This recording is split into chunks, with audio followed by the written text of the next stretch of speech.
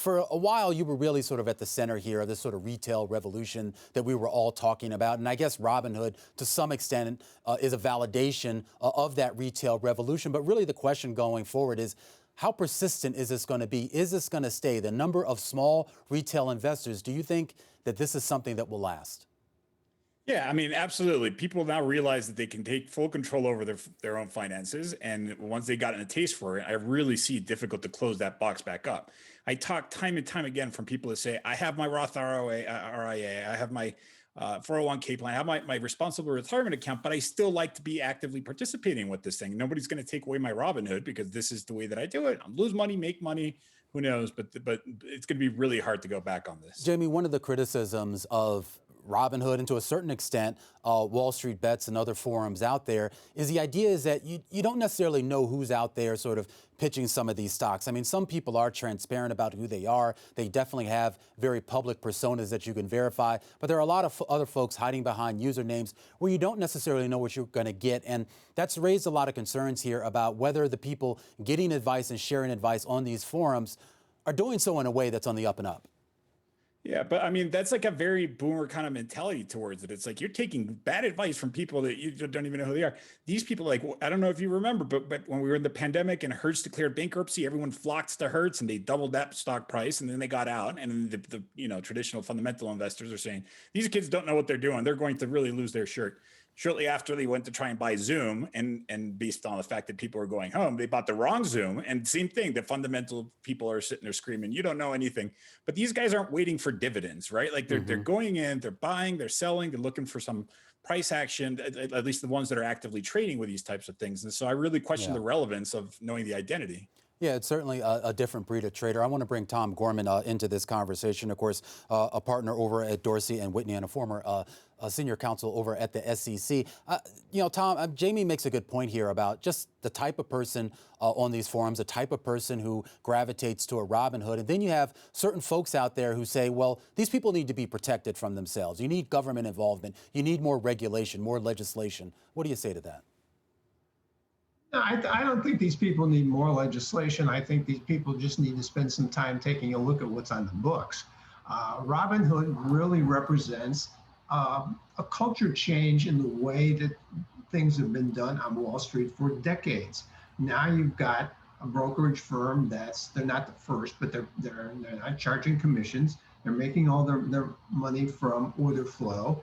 And what they've done is really revolutionary. They brought people to the table. They brought people to the markets who never participate in the markets. And this is something that everybody involved on Wall Street, everybody from the SEC to the exchanges, to anybody involved with Wall Street, has wanted for a long time. But there's a downside to that, and you saw some of it today with the way yesterday with the way the IPO got executed.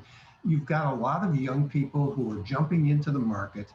They're trading almost in a game-like way, and I don't mean to go back to the GameStop episodes earlier on, but they're trading almost like that, and they're putting in money and they're watching it run, and they're not doing the homework and they're not doing the studying, and that gives you a different kind of a dynamic. And hopefully what will happen going forward is these people will spend the time, they've got the disclosure, they've got the information, and they'll learn. But it's going to be a rough process for them. It's going to be a bumpy process for Robinhood. You saw it yesterday with the way their IPO executed. Yeah, well, Tom, talk a little bit about the risk for Robinhood, the company itself, and how they can navigate that. There's already a lot of reporting out there about the SEC, the current commissioner there, Gary Gensler, and just doing a deeper dive into payment for order flow, basically the company's main sort of source of revenue here, how much they're disclosing this information to investors, and how much disclosure about the risk of investing they're disclosing to the folks who use their app here. How does Robinhood navigate this regulatory environment? Because right or wrong, there's going to be a lot of pressure to impose some new guardrails. Well, I think what Gary wants to do is just what you said. He wants to put some more guardrails around this, but there's already a lot of guardrails out there. The fact of the matter is, Robinhood takes in like 80% of its revenue from all of these young people who are getting in here. They're reading Reddit, they're reading the other message boards, and they're jumping in with small amounts of money and they're trading because there's no fees. And like I said, it's almost a game-like thing. Gary wants to change that, but I'm not looking for us to go back to the days when Robinhood and other firms like them are charging straight up commissions the way most retail brokers do on the street. On the other hand, you need to look at what Robinhood's doing. They started with this, payment for order flow. You don't have to pay fees. You don't have to do anything. Come on down and trade. Okay. And when the stocks start to run, some of these people made a bunch of money. And when the stocks stopped running, they lost a lot of money and they were real unhappy. But that's part of the deal if you're going to trade like this is a game. Yeah. They'll learn over time not to do this. I don't think payment for order flow is going away. Yeah. Maybe Gary Gensler will get his guardrails, maybe a little bit more disclosure. A little bit more disclosure is not going to change the way payment for order flow works or the way these people are trading. So Jamie, to Tom's point, I mean, he talks about this being part of the game. That's part of the game for retail investors. Frankly, it's part of the game for the big institutional investors as well. They win and they lose probably just as much as some of these smaller guys.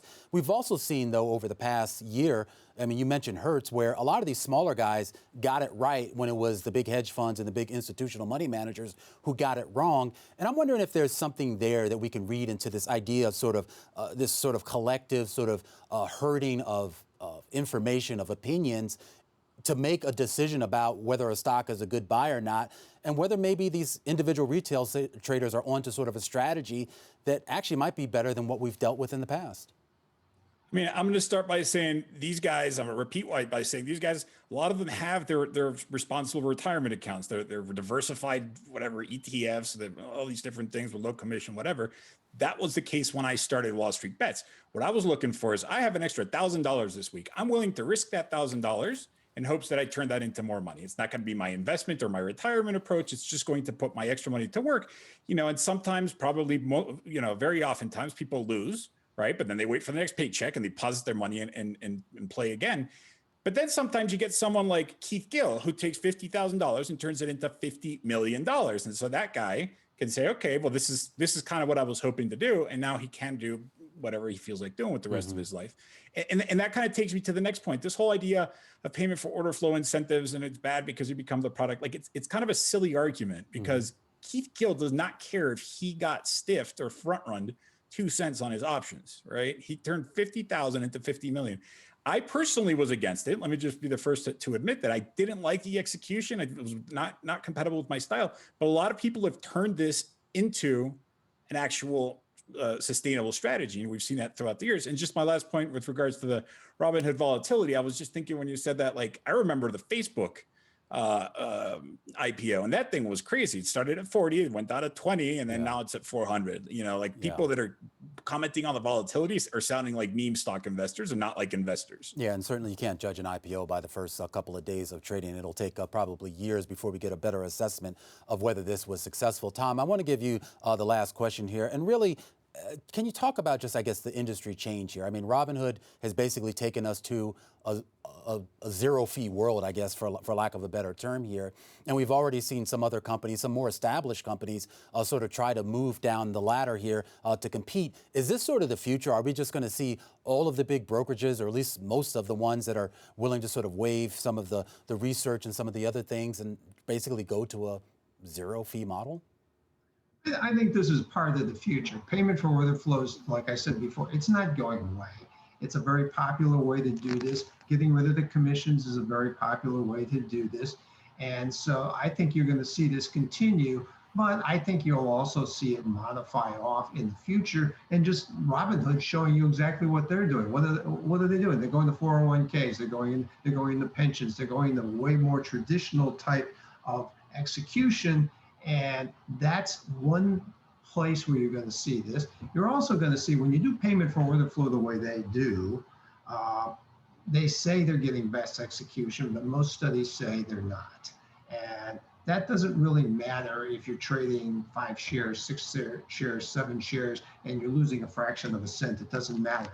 But if you're a big player, if you want to make big investments, that does matter whether or not you get those fractions of a cent because they start to add up. So you're going to see some modification, I think, for that, for the bigger players who are going to want to do this. And hopefully all the people that Robinhood is bringing in here. And, one of the things that was interesting about the IPO was the message boards, they were very mixed. A lot of Robinhood's regular people were very mixed. And the IPO, in my view, was probably as bumpy as it was, not unusual, but because a lot of their fans or their customers, if you will, didn't really participate. Yeah. This is not what they wanted to do. So Yeah. they are starting a revolution, but it's going to be, like all revolutions, very bumpy.